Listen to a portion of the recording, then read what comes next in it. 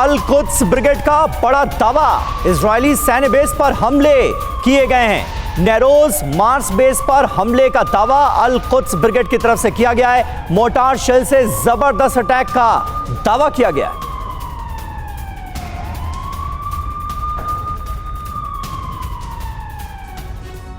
Gaza में Israeli defence force ने किया है भीषण हमला। कई जगहों पर धमाके और विध्वंस देखने को मिल रहा है। कई इमारतें खंडर में पूरी तरह से तब्दील हो गई हैं।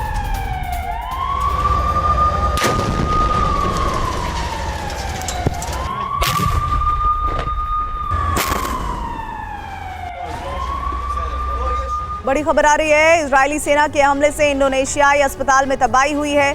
हमले के बाद अस्पताल में तबाही की तस्वीरें कैमरे में कैद हुई हैं। हमले से ये पूरा अस्पताल तहस नहस हो गया है। المستشفى الآن وبقوة النار وبالقذائف التي تطلقها بشكل مباشر.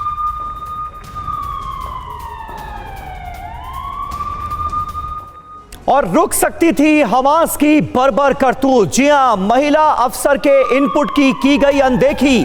टीम की अफसर ने कहा महिला होने की वजह से अनदेखी की गई। हमास की तैयारियों की पूरी जानकारी दी थी। तो देखिए, ये एक बहुत बड़ी खबर इजराइल से सामने आ रही है, जहां पर एक इजरायली महिला अफसर ने यह दावा किया है कि उन्होंने हमास की तैयारियों की पूरी जानकारी दे दी थी, यानी हमले का अंदेशा जता दिया था, लेकिन महिला होने की वजह से उनके इनपुट की अनदेखी कर दी गई और 7 अक्टूबर को हमास के लड़ाकों ने इस कदर बर्बर हमला अंजाम दे दिया इजराइल में।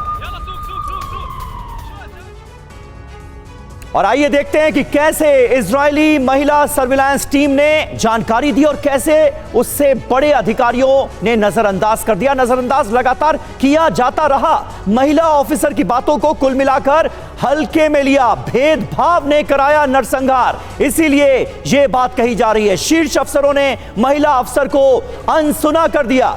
उसने जो इनपुट दिया उस पर ध्यान ही नहीं दिया गया। गाजा सीमा से आए इनपुट को नजरअंदाज कर दिया गया। सर्विलांस टीम ने हफ्तों पहले आगाह कर दिया था। महिला का यह कहना है कि सर्विलांस टीम ने पहले ही बता दिया था। बॉर्डर से हमास की ट्रेनिंग की जानकारी भेजी गई थी। बताया गया था कि हमास ट्रेनिंग कर रहा है। हमास की ओर से खून खराबे की आशंका भी जताई गई थी सर्विलांस टीम द्वारा, यह कहना है महिला अधिकारी का। इस इजरायली सर्विलांस टीम में सिर्फ यंग महिलाएं ही शामिल हैं और इन महिलाओं की टीम द्वारा यह जानकारी पहले ही दी गई थी। टीम की एक महिला ने कहा है कि काश किसी पुरुष ने सूचना भेजी होती तो उसे गंभीरता से लिया जाता।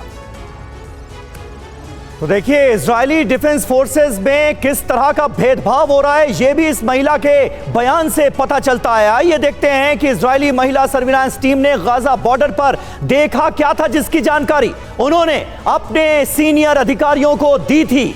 वही 7 अक्टूबर को हुआ जिसका अंदेशा था। हमास के लड़ाकों ने ट्रेनिंग के लिए कई पोस्ट बना रखे थे और सर्विलांस टीम को इसकी जानकारी लग गई थी, इनपुट्स मिल गए थे। हमास के ट्रेनिंग पोस्ट वैसे ही थे जैसे इधर इजरायली डिफेंस फोर्सेस के थे। इसके अलावा लड़ाके उन पोस्ट पर हमले की ट्रेनिंग लेते नजर आते थे, यानी ट्रेनिंग भी ले रहे थे और लेते हुए ट्रेनिंग दिखाई दे रहे थे, ये जानकारी दी गई थी। करीब 1.5 महीने से सीमा पार से ड्रोन भी भेजे जा रहे थे। 1-2 दिन नहीं, 1.5 महीने से ड्रोन भी भेजे जा रहे थे। कई दिन एक साथ कई ड्रोन इजरायली जमीन पर आते थे और ये कई दिनों से चल रहा था, बल्कि लगभग 1.5 महीने से चल रहा था। 7 अक्टूबर को वही सब हुआ जो ट्रेनिंग में दिख रहा था। ये सर्विलांस टीम द्वारा जानकारी दी गई थी। महिला अधिकारी का यह कहना है कि अगर उनकी बात को सुना जाता तो इस तरह का नरसंहार नहीं होता, इसे गंभीरता से नहीं लिया गया। देखिए, कितना बड़ा इंटेलिजेंस इनपुट मिला था, लेकिन इसे इजराइल के अधिकारियों ने नजरअंदाज कर दिया और हमास इतना बड़ा और बर्बर हमला कर पाने में कामयाब हो गया। इस बीच एक बड़ी खबर है, मिडिल ईस्ट के तनाव पर चीन का बड़ा बयान आया है। गाजा जंग जल्द खत्म कराने की कोशिश की जा रही है, ये कहा है चीन ने। अरब देशों से हम बात करेंगे। चीनी विदेश मंत्रालय के प्रवक्ता का ये बयान सामने आया है। तो देखिए, ये बड़ा डेवलपमेंट है और चीन बातें अब कर रहा है कि वो इस पूरे रीजन में शांति के लिए काम कर रहा है और इसके लिए कोशिशें जारी हैं।